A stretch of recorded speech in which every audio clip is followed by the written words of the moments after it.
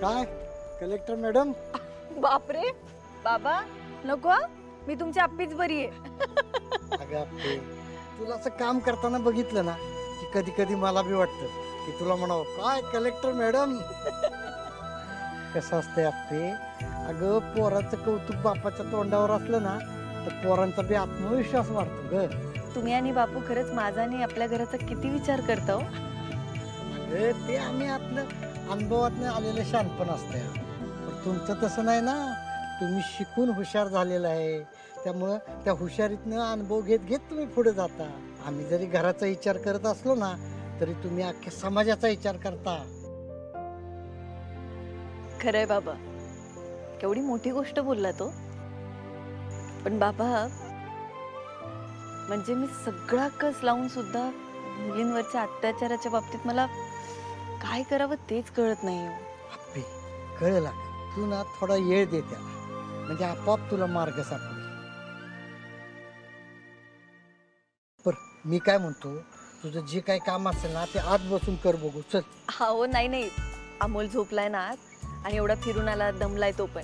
म्हटलं माझ्यामुळे त्याला कशाला डिस्टर्ब, म्हणून बाहेर बोलत बसले मी. होय अगं, पण अजून किती वेळ बसणार आहे? हो झालंच बाबा, तुम्ही आलात ना तेव्हा शेवटचा फोन कॉल सुरू होता. उद्या मीटिंग आहे ना त्याची तयारी सुरू होती. बापाच्या मायेनं सांगतोय, काही चुकीचं वाटलं तर पाठीशी घे. हा, पर अगं तू जेवढी तयारी तुझ्या कामाची करतीस ना तेवढ्याच तयारीनं तू अमोलला पण वेळ देत जा की. बाबा तुम्ही असं का बोलताय? माझं काही चुकलं का? अगं म्हणजे याला चुकते असं नाही म्हणता येणार, पण आपला अमोल लहान आहे की नाही, आणि या लहान वयात अगं पोरांना आईची जास्त गरज असते. आपली नाही नाही, तुम्हाला काहीतरी काळजी वाटते एवढं नक्की. आपले आता आपल्या बरोबर आपल्या घरात रुपाली आहे ना, तर तिला पहिल्यापासूनच अमोल तिच्या आयुष्यात हवा होता. हो बाबा, पण त्यात काहीच गैर नाहीये. अगं त्याच्यात काही गैर नाही ग, पण त्याच्यासाठी तिनं जे काही केलं ना ते लई गैर आहे ग. म्हणजे तिनं तुझ्यात आणि अर्जाच्यात भांडणं लावण्याचा प्रयत्न केला. अमोल अर्जाबरोबरच कसा राहील ह्याच्यासाठी प्रयत्न केला. हो मला कळतंय तुम्ही काय म्हणताय ते. तू मुद्दाम नाही, पण तू कामात असते त्यामुळे चुकून तुझ्याकडनं जर का अमोलकडे दुर्लक्ष झालं ना तर त्याचा रुपालीकडे जास्त ओढा होऊ नये ग.